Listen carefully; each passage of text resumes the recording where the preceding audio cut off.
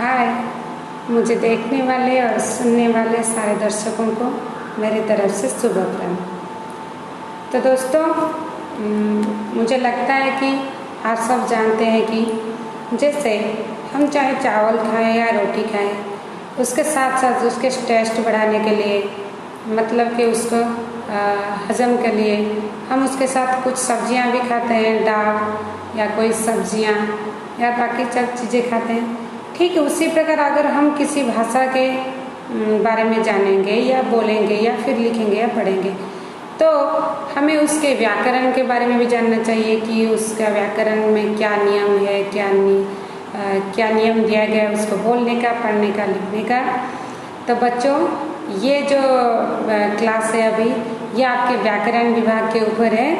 इससे पहले हम स्टैंडर्ड 3 के इससे पहले हम स्टैंडर्ड 4 के 2 चैप्टर 2 पार्ट्स यानी कि वर्णमाला, वर्ण की सांकेतिक रूप यानी कि मात्रा, उसके बारे में पढ़ चुके हैं।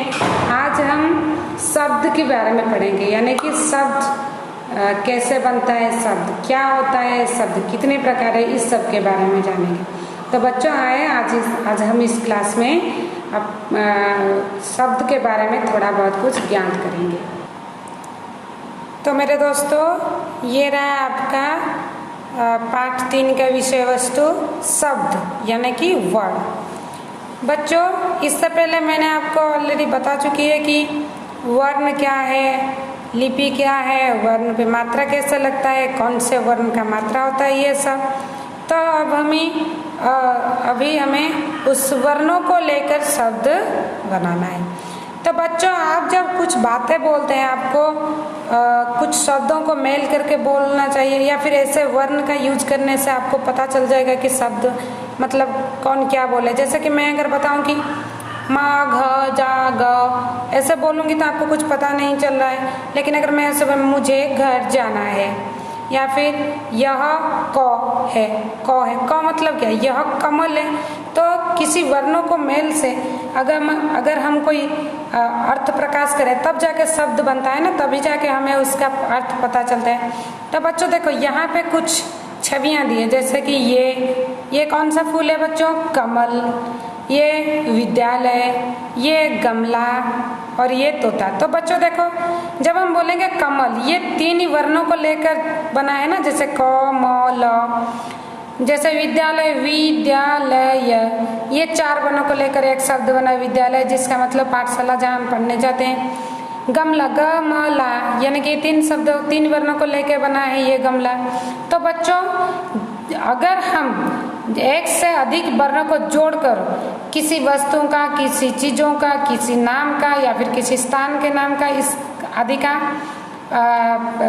अर्थ समझाएंगे या नाम बताएंगे, तो वो होता है शब्द। जैसे कि देखो, ये बना है विद्यालय, पहले हम 4 वर्णों को जोड़ेंगे तभी जाके एक सार्थक शब्द आएगा, एक अर्थ प्रकाश करेगा ना, जिसको हम शब्द कहेंगे। तो बच्चों, शब्द क्या है, 2 या 2 से अधिक वर्णों के सार्थक मेल को शब्द कहते हैं। यानी कि 2 या 2 से अधिक वर्ण आपस में मिलकर अगर कोई एक सही अर्थ प्रकाश करे तो उसे शब्द कहते हैं। ये ऐसा नहीं है कि आप उल्टा पुल्टा करके बोल दो तो वो शब्द, जैसे कि ला म क, इसका कोई मतलब ही नहीं है, कोई अर्थ ही नहीं है, इसलिए वो शब्द नहीं है। तो अगर किसी वर्णों को जोड़कर हम किसी का अर्थ सही ढंग से बोल पाएंगे या पता कर पाएंगे, तो वो होता है शब्द। तो बच्चों, शब्द क्या होता है ना, शब्द वर्णों के मेल से बनता है और वर्णों के मेल से बनकर वो कुछ अर्थ भी प्रकाश करता है। तो बच्चों, ये होता है शब्द।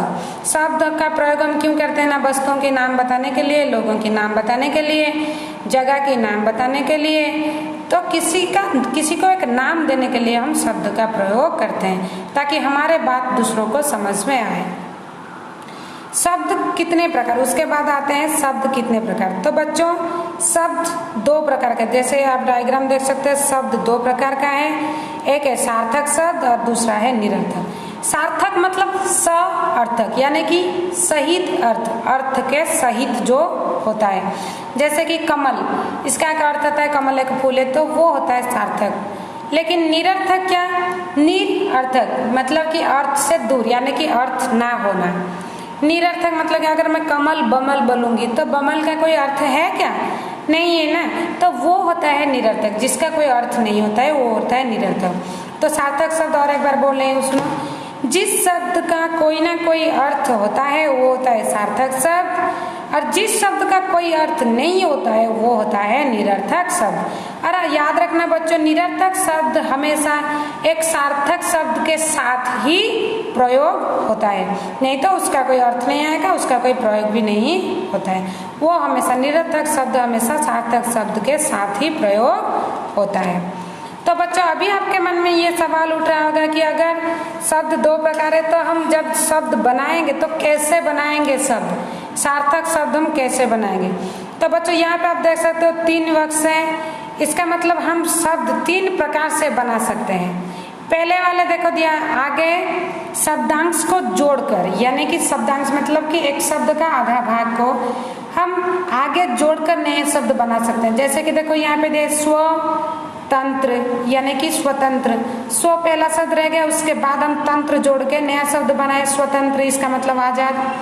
जैसे कि विज्ञान, ज्ञान का मतलब जानते हो आप, नॉलेज।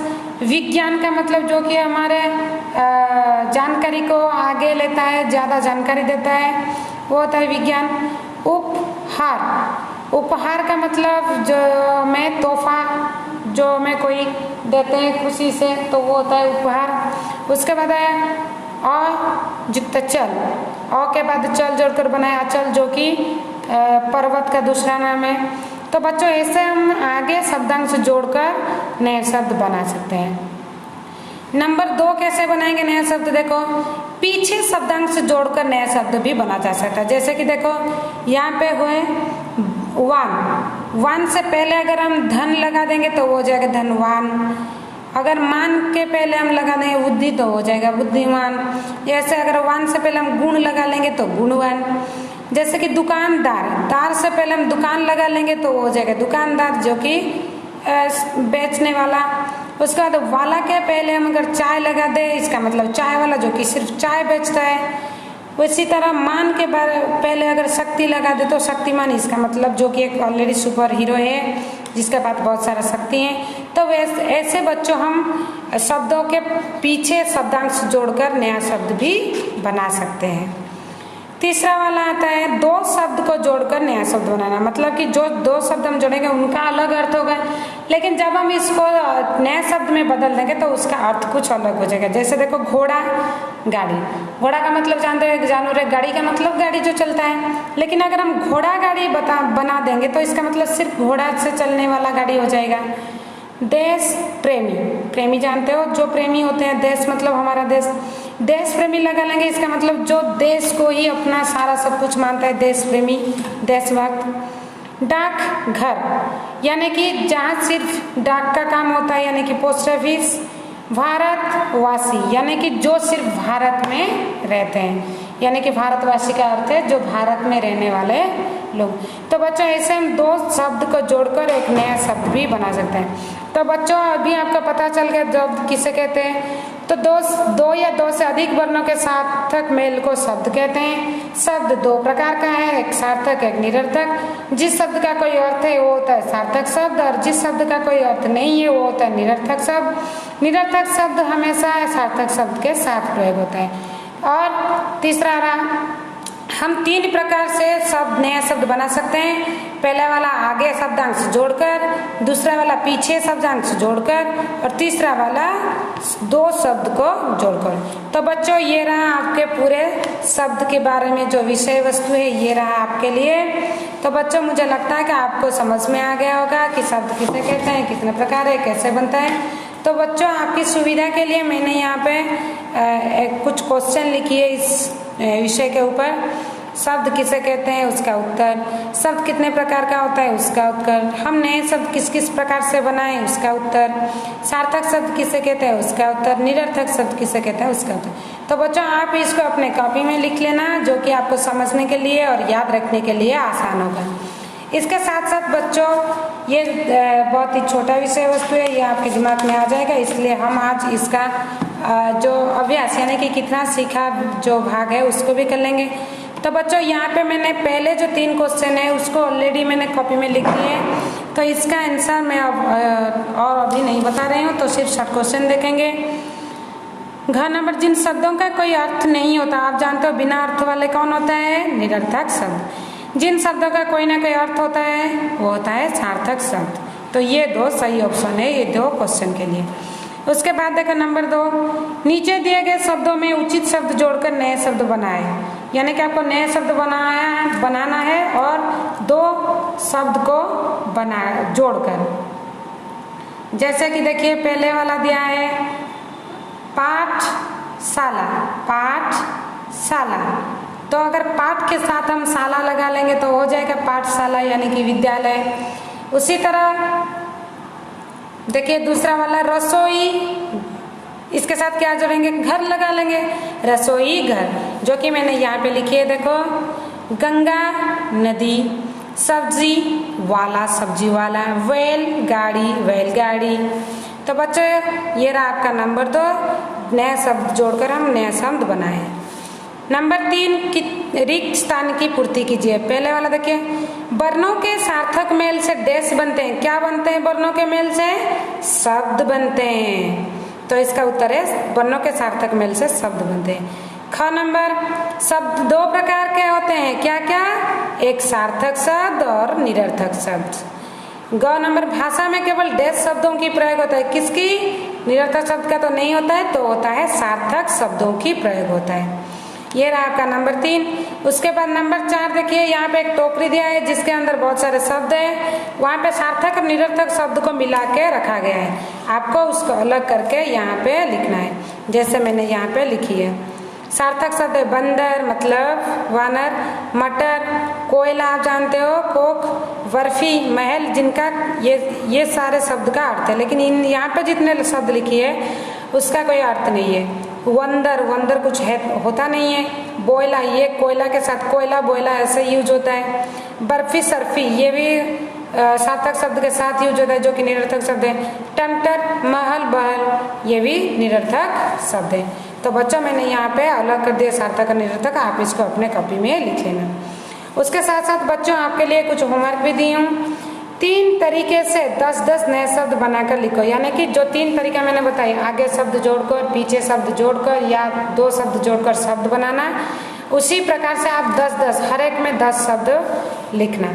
नंबर 2, 10 सार्थक और निरर्थक शब्द बनाकर लिखिए, यानी कि जैसे पानी वानी, चाय बाय, ऐसे आपको 10 शब्द लिखना है। तो बच्चों ये रहा आपका पूरी पाठ 3 का विषय वस्तु। मुझे आशा है कि आप सबको समझ में आ गया है। ये हार्ड कॉपी में मैंने जो भी लिखी है उसको अपने कॉपी में लिख लेना और प्रैक्टिस करते रहना। अगर कोई भी समस्या आए तो मुझे कॉल करके पूछ लेना। तो बच्चों अपने घर में रहिए, माँ पापा की बात मानिए और सुस्त रहिए। Thank you.